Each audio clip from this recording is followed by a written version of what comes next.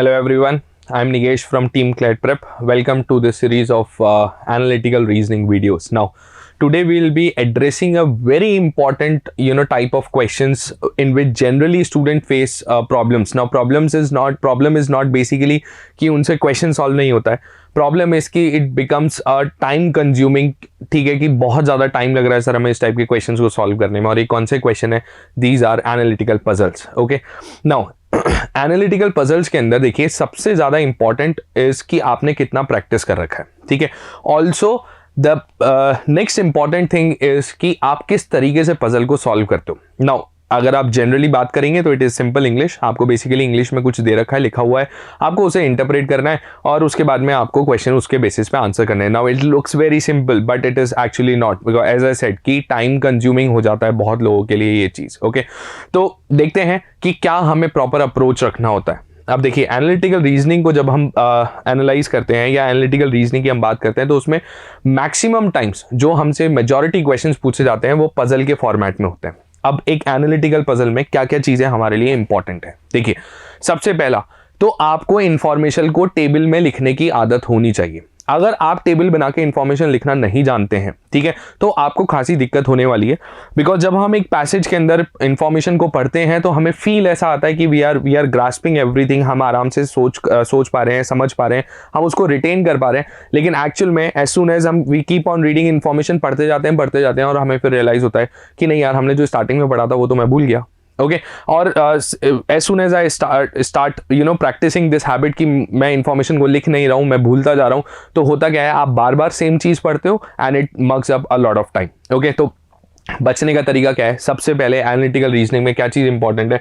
आपको इंफॉर्मेशन को टेबल में लिखने की आदत होनी चाहिए. Now tables, this is very important, table में लिखने की आदत होनी चाहिए. दूसरी बात, एज आई सेड, हैबिट, ये हैबिट आपको डेवलप करनी पड़ेगी. ठीक है, this can not be done overnight. आप आज बैठे, आपने पजल्स लिए, आपने 4-5 पजल सॉल्व करे, आपने 1 घंटा लगाया और आपको लगा कि हाँ चलो ठीक है मुझसे पजल सॉल्व हो रहे हैं and I am now the master of puzzles, अब मुझे कोई दिक्कत नहीं है, मैं आराम से सॉल्व कर लूंगा.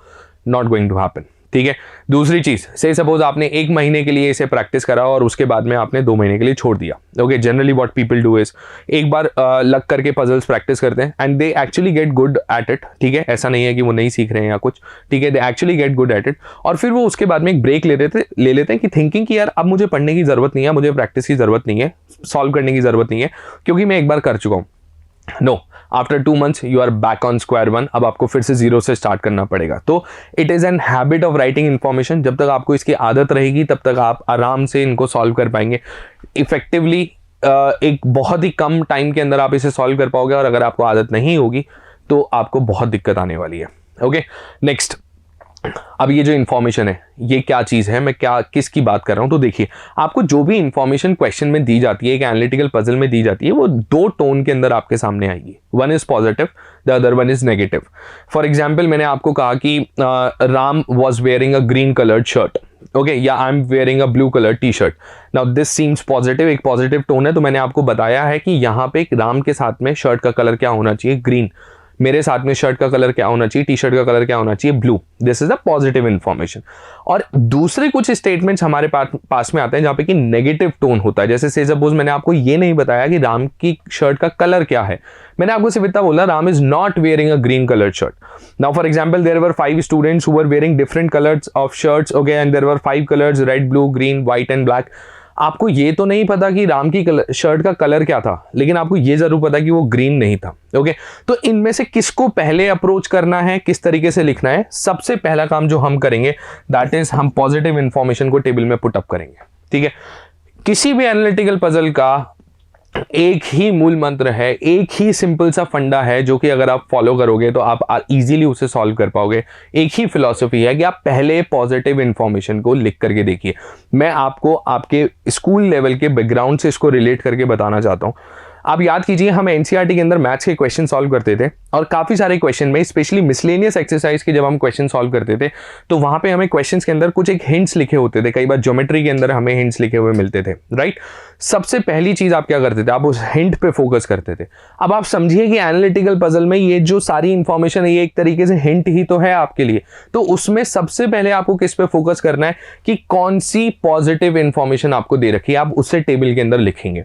उसके बाद में हम बात करेंगे कि क्या नहीं हो सकता या क्या आधी अधूरी इंफॉर्मेशन हमें दे रखी है, पार्शियल इंफॉर्मेशन हमें दे रखी है, इस तरीके की चीज़ों पे हम डिस्कस करेंगे या इस तरीके की चीज़ों को हम कंक्लूड करेंगे, एनालाइज करने की कोशिश करेंगे, right. Now let me just explain whatever I have said using an example. Okay, मैं एक सिंपल से पजल से आपके साथ में स्टार्ट कर रहा हूँ। देखिए, यहाँ पे मैंने एक पैसेज के अंदर आपको कुछ इंफॉर्मेशन दी है। Before starting with tables, a lot of people what they do is वो टिक क्रॉस वाला मेथड फॉलो करते हैं। Now please make a note of this, वो टिक क्रॉस वाला मेथड सिर्फ और सिर्फ उन क्वेश्चंस में, उन पजल्स में काम आता है जहां पर कि दो ही चीजें आपको मैच करनी है। Say suppose there are 5 students who are driving 5 different brands of cars. आपने एक तरफ 5 स्टूडेंट लिखे, एक तरफ आपने हॉरिजॉन्टली कार्स के नाम लिखा, आप टिक करते जा रहे हैं, क्रॉस करते जा रहे हैं। मैंने बोल रखा है each student drives exactly 1 brand of car. तो अगर मैंने बोल दिया राम ड्राइव्स अ मर्सिडीज, आपने BMW, ऑडी, मारुति और हुंडई में क्रॉस लगा दिया। इस तरीके की चीजें आप करते हो, right. It will not help when there is a third variable introduced, which generally happens. Okay, say suppose मैंने आपको बोला there are 5 friends driving 5 different cars and wearing 5 different colored hats. अब आप hats को उसी टेबल में कैसे लेकर के आओगे, right. It becomes very cumbersome अगर हम एक ही टेबल में 3 वेरिएबल लेकर के आ जाएं और टिक क्रॉस करने की कोशिश करें, तो please do not follow it. वो एक सर्टेन टाइप के क्वेश्चंस होते हैं जो आगे चल के वीडियो सीरीज में हम डिस्कस करेंगे। गेम्स एंड टूर्नामेंट वाले क्वेश्चन हुए, या कई बार इस तरीके के क्वेश्चन आते हैं कि there are 5 football teams who played match with every other team, और वहां पे हम उनको यूज करते हैं। सिंपल एनालिटिकल पजल में will not be following tick cross method. Okay, तो यहां पे हमें क्या करना है, हमें इंफॉर्मेशन दे रखी है, हमें इस इंफॉर्मेशन को टेबल में लिखना है, plain and simple. Now table की बात करते हैं। सबसे पहले मैंने एक टेबल बनाई, ठीक है, जहां पे मैंने पर्सन्स लिखे और उनके आगे मैं सब्जेक्ट्स लिखने वाला हूं। क्यों? पैसेज देखो क्या बोल रहा है, ANC are good in mathematics athletics, DNA are good in athletics social studies, CNB are good in general knowledge mathematics. अच्छा, सबसे पहली चीज तो यहाँ पे एक चीज आप नोटिस करो कि यहाँ पे कोई भी नेगेटिव टोन का स्टेटमेंट है ही नहीं। everything is positive, right? तो this is the सबसे basic, this is the most common, most simple, most easiest puzzle which you might get in your exam, और CLAT 2019 में ऐसा क्वेश्चन आया भी था। ओके, तो it has not been very long कि इस तरीके के क्वेश्चन आपसे एग्जाम में पूछा गया था, right. It is a very simple question. आपको सिर्फ और सिर्फ जो इन्फॉर्मेशन यहाँ पे दे रखी है उसको उठा करके टेबल में लिखना है। चलिए लेट्स स्टार्ट द प्रोसेस। सबसे पहले स्टेटमेंट पढ़ा, ANC are good in mathematics and athletics. तो मैंने A के साथ में मैथमेटिक्स MATH और C के साथ में मैथमेटिक्स और एथलेटिक्स लिख दिया है, राइट। कितना सिंपल काम है ये। Next, DNA are good in athletics and social studies. तो A के साथ में तो हमने एथलेटिक्स ऑलरेडी लिख रखा था, मैं सोशल स्टडीज भी यहाँ पे लिख देता हूँ, और D के साथ में हमने एथलेटिक्स एंड सोशल स्टडीज लिख दिया है, ठीक है। C and B are good in general knowledge and mathematics, ठीक है। तो B के साथ में GK एंड मैथ्स आ जाएगा, right. Who else was there? C was there. C के साथ में मैथ्स आप ऑलरेडी लिख चुके हो, एक थर्ड सब्जेक्ट आ जाएगा, that is GK। Next, DBE, 3 लोगों की बात हो रही है, are good in social studies and general knowledge. चलिए सबसे पहले D, सोशल स्टडीज हमें मालूम था, GK हमने लिख दिया, ठीक है। B की बात हो रही है, GK हमें मालूम था, सोशल स्टडीज मैंने लिख दिया, okay. Third person was E के लिए social studies and GK, general knowledge and social studies, दोनों सब्जेक्ट्स हमने लिख दिए। लास्ट स्टेटमेंट हमें बोल रहा है E and D are good in social studies and arts, okay. E is good in social studies, we already knew this. Arts भी हमने लिख दिया, और एक और बंदा था दैट वाज D के साथ में social studies was already given, एक हमने आर्ट्स भी यहाँ पे लिख दिया, राइट। कितना सिंपल काम है ये। अब एट दिस वेरी मोमेंट जब मैं इस पजल को डिस्कस कर रहा हूँ, आप बहुत लोगों के मन में ये बात आ रही होगी कि सर इतना लिखने की जरूरत नहीं है, हम इसको जल्दी सॉल्व कर सकते थे, हम डायरेक्ट क्वेश्चंस पे जा सकते थे। But believe me, as I said, this is the most simple and the easiest form of a puzzle which you might get, ठीक है। जैसे ही चीजें थोड़ी सी भी कॉम्प्लिकेट होने लगेंगी, जो हम आगे की पजल में देखेंगे, आपकी ये थिंकिंग ऑल टुगेदर चेंज हो जाएगी, ठीक है। और फिर आप कंफ्यूज होना स्टार्ट होते हैं, पैनिक करना स्टार्ट करते हैं एग्जाम में, या फिर आपको टाइम लगना शुरू होता है, which is not at all acceptable, okay. Because actual में ये क्वेश्चन आसान होते हैं, बस आपको एक आदत होनी चाहिए इन क्वेश्चंस को सॉल्व करने की। चलिए, हाउएवर उन क्वेश्चंस को तो हम आगे चल के देखेंगे ही, ठीक है। सबसे पहले जो हमने यहाँ पे कंक्लूड करा है उसके बेसिस पे क्वेश्चंस आंसर करने की कोशिश करते हैं। The first question is who is good in social studies, general knowledge, athletics and arts. 4 subject, okay, देख के पता लग रहा है 4 सब्जेक्ट कहाँ पर है, सिर्फ और सिर्फ डी के साथ में है, तो the option is Delhi. Next, who is good in social studies, general knowledge and mathematics, GK, mathematics, social studies, Bombay. Okay, next, who is good in social studies, mathematics and athletics, social studies, mathematics and athletics, A, right. अब आप सोच के देखो, अगर आप इस passage को analyse करे बिना, इस इंफॉर्मेशन को लिखे बिना सिर्फ क्वेश्चन पे जाते, डायरेक्ट यहाँ पे अटैक करोगे और आप सोचोगे कि यार मैं social studies, GK, athletics, art ढूंढ लेता हूँ, तो आपको बार बार इसको पढ़ना पड़ेगा कि एथलेटिक्स ठीक है ए और सी में भी आ रहा है, आर्ट्स नहीं आ रहा लेकिन, ठीक है, और काफी ज्यादा कंफ्यूजन बढ़ता है। या फिर आपको अगर पहले क्वेश्चन का आंसर मिल भी गया तो सेकंड क्वेश्चन में आपको दोबारा से सेम पैसेज पढ़ना है, थर्ड में फिर से आप पढ़ोगे। Okay, it is going to mug up a lot of time. तो सबसे बेटर तरीका क्या है, आप इस इंफॉर्मेशन को लिखो, टेबल में लिखो, और उसके बाद में क्वेश्चंस आप बहुत इजीली यहां पे आंसर कर पाओगे। Okay, now this was one puzzle जहां पे की सारी इंफॉर्मेशन आपको पॉजिटिव फ्रेम ऑफ माइंड में ही दे रखी थी, पॉजिटिव टोन में दे रखी थी। Let's look at another example. Okay, say suppose मैंने एक डिफरेंट पजल ली। Now what is given to me here, there is a group of 5 persons PQRS in T. One of them is a horticulturist, one is a physicist, one is a journalist, and one is an industrialist, and one is an advocate. Now before starting, बहुत लोगों के मन में ये भी doubt आता है कि आपने पिछली बार जब आपने प्रीवियस क्वेश्चन करा था तो आपने एक वेरिएबल को फिक्स करा था। मैंने क्या करा था, पर्सन्स को एक साथ लिख दिया था और उसके बाद में सब्जेक्ट्स में साथ में लिखता गया था। ये आपको कैसे पता लगा? तो आप एक चीज समझिए, आप इस पूरी कहानी में से किसी भी एक वेरिएबल को फिक्स कर दीजिए। ओके, इस बात से कोई फर्क नहीं पड़ता कि वो कौन सा वेरिएबल है। मैंने यहाँ पे देखा there is a group of 5 persons PQRST, तो व्हाट एम आई डूइंग, मैं यहाँ पे PQRST को एक साथ यहाँ पे पर्सन के अंदर मैंने लिख दिया है। अब मुझे क्या कहा जा रहा है कि one of them is a horticulturist, physicist, journalist, industrialist, advocate. Profession दिए जा रहे हैं, मैंने एक कॉलम प्रोफेशन का बना दिया। फिर मुझे स्टेटमेंट दिया जाता है 3 of them PR and advocate prefer tea to coffee. Okay, अब मुझे मालूम है कि एक बेवरेज भी दे रखा है, तो मैंने एक तीसरा वेरिएबल यहाँ पे बेवरेज के लिए एक कॉलम बना दिया। Now I start writing the information. अब ध्यान से आप सब लोगों को देखना है कि मैं किस तरीके से इंफॉर्मेशन को इन स्टेटमेंट्स में से एक्सट्रैक्ट करके टेबल में लिख रहा हूं। देखिए, सबसे पहला स्टेटमेंट है 3 of them PR and advocate prefer tea to coffee. Now what do you mean by tea to coffee? That means कि if they are given a choice whether they'll prefer tea or coffee, they'll opt for tea. Okay? क्या information है इसमें से जो कि मैं table में directly put up कर सकता हूं? तो 3 लोग हैं, PR एंड एडवोकेट। अब ध्यान से देखो, 2 लोगों का नाम बताया है, एक का प्रोफेशन दिया है, ठीक है। इसमें से क्या चीज है जो आप टेबल में लिख सकते हो? आप P के साथ में बेवरेज टी लिख सकते हो, ठीक है, और आप R के साथ में बेवरेज लिख सकते हो टी। बट क्या आप ये आइडेंटिफाई कर सकते हो कि एडवोकेट कौन है at this moment? No, I can not identify this. What I can do here is I can underline this, okay, and this to remember कि एडवोकेट के साथ में टी आएगा, राइट? या फिर मैं इसको साइड में लिख सकता हूं कि एडवोकेट के साथ में टी आना चाहिए। हु इज द एडवोकेट, ये लेटर स्टेज पे पता लगेगा। Also we can definitely conclude कि neither of them P and R will be an advocate. P और R में से कोई भी एडवोकेट नहीं होगा, क्योंकि मुझे बोला गया था 3 of them PR and advocate. Okay, तो 3 लोग थे, 2 के नाम, एक का प्रोफेशन P और R, और तीसरा बंदा था एडवोकेट, राइट? नेक्स्ट क्या बोल रहा है, and 2 of them Q and the journalist prefer coffee to tea.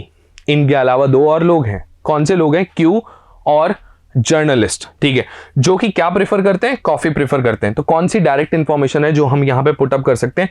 Q के साथ में हम कॉफी लिख सकते हैं, राइट? क्यू एंड जर्नलिस्ट, तो मुझे पता लग गया कि भाई एक बंदा है जर्नलिस्ट जो कि क्या प्रेफर करता है? कॉफी प्रेफर करता है। अब आप यहां पे सोच के देखो, एडवोकेट पी नहीं हो सकता, क्यू नहीं हो सकता because advocate prefers tea, R नहीं हो सकता, पहले ही हम कंक्लूड कर चुके हैं, ठीक है। जर्नलिस्ट पी क्यू आर में से नहीं हो सकता, तो इट इज ऑब्वियस कि these two will be either S और टी। एस और टी में से ही ये कोई ना कोई एक बंदा एडवोकेट होगा जो टी प्रेफर करेगा, एक बंदा जर्नलिस्ट होगा जो कॉफी प्रेफर करेगा, राइट? आगे बढ़ते हैं, क्या बोला गया है? The industrialist S and P are friends to one another. बहुत ध्यान से स्टेटमेंट पढ़ो। इंडस्ट्रियलिस्ट एक बंदा, एस दूसरा बंदा, पी तीसरा बंदा, they are friends to one another. ये बोलने का तरीका है कि एस और पी में से कोई इंडस्ट्रियलिस्ट नहीं है, okay. But 2 of these prefer coffee to tea, लेकिन इनमें से 2 लोग हैं जो कि कॉफी प्रेफर करते हैं if they are given a choice. अब आप मुझे बताओ कि इंडस्ट्रियलिस्ट एस और पी में से कौन सा ऐसा बंदा है जो कि कॉफी प्रेफर नहीं कर सकता? जस्ट थिंक अपॉन इट, आपको क्लियरली आइडेंटिफाई कर पाओगे, you will be able to identify कि P can not prefer coffee. क्यों? क्योंकि पी के साथ में हम ऑलरेडी टी लिख चुके हैं। Now take a pause and think about it. अगर मैंने पहले टी नहीं लिखा होता पी के साथ में तो मुझे यहां पे आगे कंफ्यूजन होता, राइट? मैं क्या ये चीज आइडेंटिफाई कर पाता कि कौन से दो लोग हैं जो कॉफी प्रीफर कर रहे हैं? नो। मुझे ये चीज क्लियरली अब एविडेंट है, यहां से मुझे पता है। क्यों? क्योंकि मैं पी के साथ में टी ऑलरेडी लिख चुका हूं। This is the reason I said कि डायरेक्ट इंफॉर्मेशन को लिखना चाहिए, ये बहुत इंपॉर्टेंट है। It will save a lot of time. Okay, now the two people who prefer coffee is S and industrialist, and from the previous information we concluded that the two people who will prefer coffee is Q and journalist. Okay, S industrialist, Q journalist, दोनों को combine कर दीजिए। Q journalist नहीं हो सकता, Q and journalist बोला था, S and industrialist है तो S खुद industrialist नहीं हो सकता। That means Q is journalist, sorry, Q is industrialist and S is journalist. Okay, simple.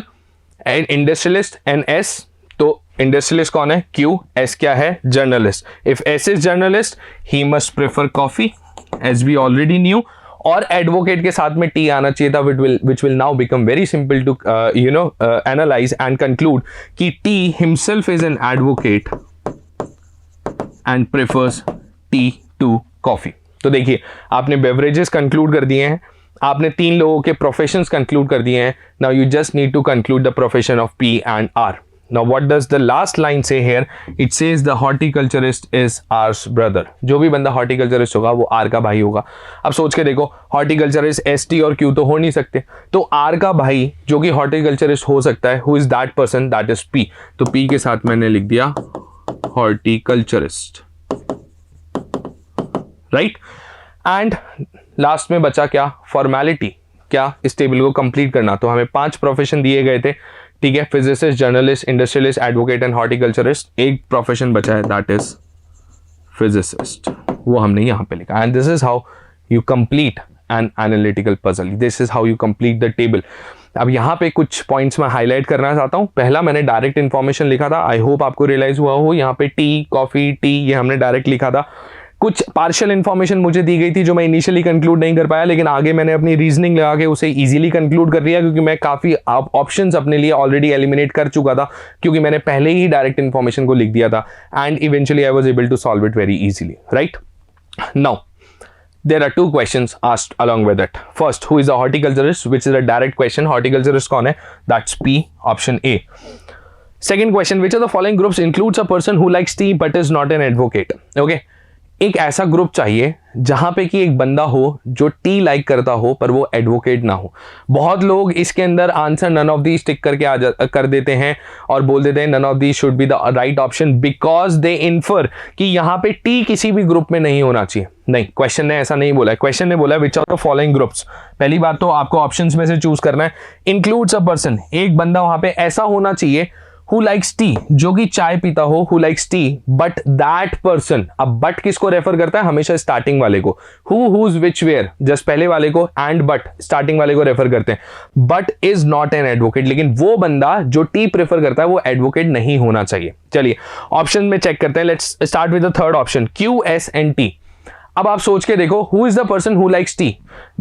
that person is T, but T himself is an advocate। ऐसा नहीं चाहिए था। क्यू और एस तो दोनों क्या प्रेफर करते हैं? कॉफी प्रेफर करते हैं। तो this goes out of the way, ये सही आंसर नहीं हो सकता। S and T, who is the person who likes tea here? That's T and he himself is an advocate. तो ये भी मेरा सही आंसर नहीं हो सकता। Okay, P S T, is there a person who likes tea but that person should not be an advocate? क्या यहाँ पे एक ऐसा बंदा है जो टी प्रेफर करता हो और वो बंदा एडवोकेट ना हो? जी हाँ, आप ध्यान से देखिए, there is this person P, okay, who likes tea and is a horticulturist, or I can say and is not an advocate but is not an advocate। तो कौन सा सही आंसर होगा? The correct answer will be option A। तो yes, majority maximum times आपके पास में बिल्कुल straight forward questions होते हैं, जैसा फर्स्ट क्वेश्चन था, जैसे पिछले 3 क्वेश्चंस थे, but at times there are a little tricky questions asked here, okay, जो कि आपको थोड़ा केयरफुली आंसर करने होते हैं। Now I hope with these 2 examples आपको एक बेसिक आइडिया लगा होगा कि किस तरीके से हमें एनालिटिकल पजल्स को अप्रोच करना है, right? So in the coming videos we will be continuing with a lot of puzzles. मैं बहुत सारे पजल्स आप लोगों के साथ में डिस्कस करूंगा, सिटिंग अरेंजमेंट के पजल्स भी करेंगे, and eventually will be discussing the previous year questions asked in different exams. CLAT AILET के अंदर प्रीवियस ईयर पजल्स जो पूछे गए हैं अब तक के एग्जाम्स में, उनको हम लोग साथ में डिस्कस करेंगे. Thank you so much.